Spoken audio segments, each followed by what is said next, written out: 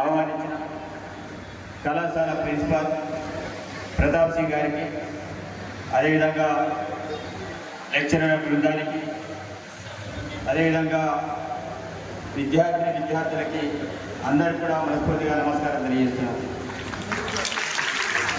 చాలా సంతోషం. ఈరోజు ఫ్రెషర్స్ డే జరుగుతుంటే నాకు కూడా గతం గుర్తుకొస్తుంది.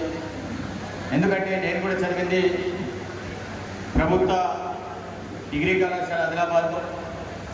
నేను రాత్రి నుంచి కూడా ఆలోచిస్తున్నా. వాస్తవంగా నేను ఎమ్మెల్యే అయిన తర్వాత ఒక్కసారి కూడా వెళ్ళలేను. కానీ ఈరోజు మార్నింగ్ నేను అనుకున్నా కంపల్సరీ ఈరోజు నేను చదువుకున్న కళాశాల డిగ్రీ కళాశాలకు వెళ్ళాలని నేను నిర్ణయించుకున్నా.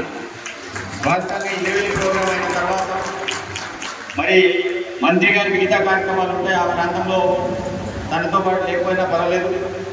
కానీ నేను చదువుకున్న కళాశాలకు వెళ్ళాలని నేను మార్నింగ్ నుండి రాత్రి నుంచి కూడా నేను ఆలోచిస్తున్నాను. ఎందుకంటే చదువుకున్న జ్ఞాపకాలన్నీ కూడా మరొకసారి గుర్తు చేయడానికి ఒక మంచి అవకాశం. కాబట్టి నేను చదివిన క్రమంలో కూడా ఇప్పుడున్న పరిస్థితుల కంటే ఎక్కువ అనేక రకమైన ఇబ్బందులు ఉన్నాయి. వాస్తవంగా ఈరోజు పాత విద్యార్థులు కావచ్చు, కొత్త విద్యార్థులు కావచ్చు, మనం ఎంతో కలిసిమెలిసి మరి ఆధునికంలో కొత్త పోకడాలతోటి మనం ఎంతో కలిసిమెలిసి చెప్పేటి లెక్చర్ల బోధన సిబ్బంది కావచ్చు, చాలా మంచి లెక్చరర్లు ఉండడం, నాణ్యమైన విద్య అందడం, ప్రభుత్వ పరంగా అన్ని రకాలుగా మనకు అందడం అని అదృష్టంగా భావిస్తున్నాను. కానీ ఆ రోజుల్లో నాది 2009లో డిగ్రీ కంప్లీట్ అయిపోయింది. 2006 నుంచి 2009 నా డిగ్రీ ఆ చేసే క్రమంలో ఆ డిగ్రీ కళాశాల పైన చిన్న లైబ్రరీ ఉంటుంది. నాది BA HEP గ్రూప్. దాన్ని ఏది తీసుకుందామన్నా ఆ లైబ్రరీలో పుస్తకాలను పోతుండే ఇచ్చిన ఆ తిరిగి పుస్తకాలను పుస్తకం మీద రాసి మళ్ళీ తిరిగి అయిన వెంటనే first year second year complete అయిన తిరిగి అప్పగించాలి.